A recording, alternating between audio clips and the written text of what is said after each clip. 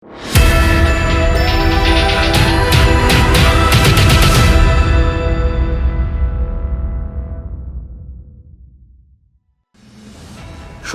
ঘুম থেকে উঠে চায়ের সঙ্গে গুড ডে বিস্কিট কিংবা থিন অ্যারারুট বিস্কুট খাওয়ার অভ্যেসটা আপনাদের দীর্ঘদিনের। কিন্তু জানেন কি, ব্রিটানিয়ার তারাতলা কোম্পানি থেকে এই থিন অ্যারারুট বিস্কুট অথবা গুড ডে বিস্কুটটা কোনোদিনই বেরোবে না। আজকে ছয় ছক্কার বিষয় ব্রিটানিয়া কারখানার ক্লোজার। আপনারা সবাই জানেন যে তারাতলার ব্রিটানিয়া কারখানাটি বন্ধ হয়ে যাচ্ছে। সেখানকার 150 জন কর্মীর ভাগ্য অনিশ্চয়তার পথে পাড়ি দিল মাত্র গত কয়েকদিন আগে।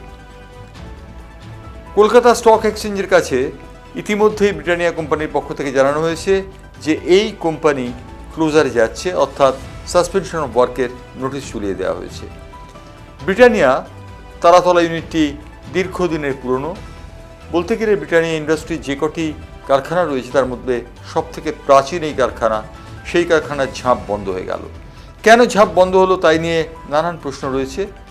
প্রশ্ন উঠে গেছে যে সিপিএম আমলে বেশ কিছু অনৈক্য থাকার জন্যে এবং তৃণমূল কংগ্রেসের আমলে তোলাবাজির জন্যই কি কারখানা বন্ধ হলো। এই প্রশ্ন কিন্তু ইতিমধ্যেই কুড়ে কুড়ে উঠেছে এবং বিজেপি এই প্রশ্নটি তুলে ধরেছে।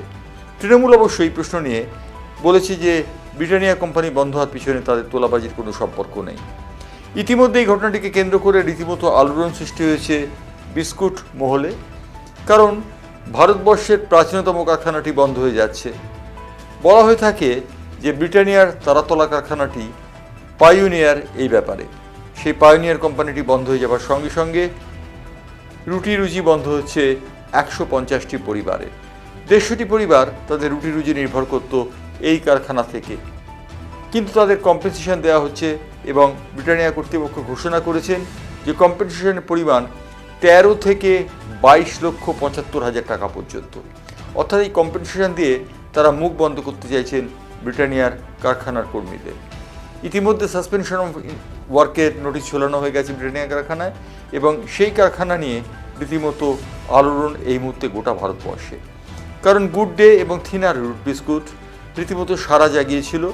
গুড ডে এবং থিন অ্যারারুট হয়তো হবে, তার কারণ ভারতবর্ষের অন্যান্য কারখানায় এইগুলি প্রোডাকশানগুলি হবে, কিন্তু তারাতলার কারখানার কোনো দিনই এই প্রোডাকশানের মুখ দেখবে না। তারাতলা কারখানা চিরতরে বন্ধ করে দেওয়া হলো। কেন পশ্চিমবঙ্গের এই শিল্পোদ্যোগের মাঝখানে এই কারখানাটি বন্ধ হলো তাই নিয়ে যুৎসই কোনো জবাব অবশ্য পাওয়া যাচ্ছে না।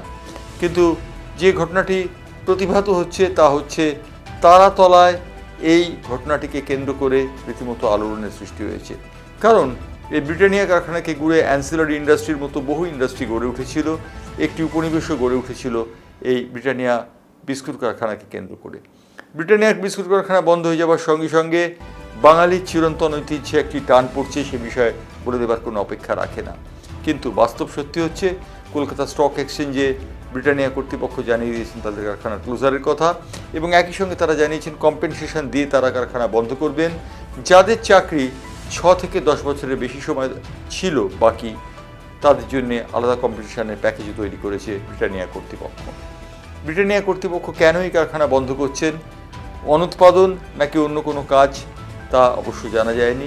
নেপথ্যে কী আছে তা বলতে পারবেন ব্রিটানিয়ার পরিচালকরা, কিন্তু বাস্তব হচ্ছে ব্রিটানিয়া কারখানায় ঝাঁপ পড়ছে।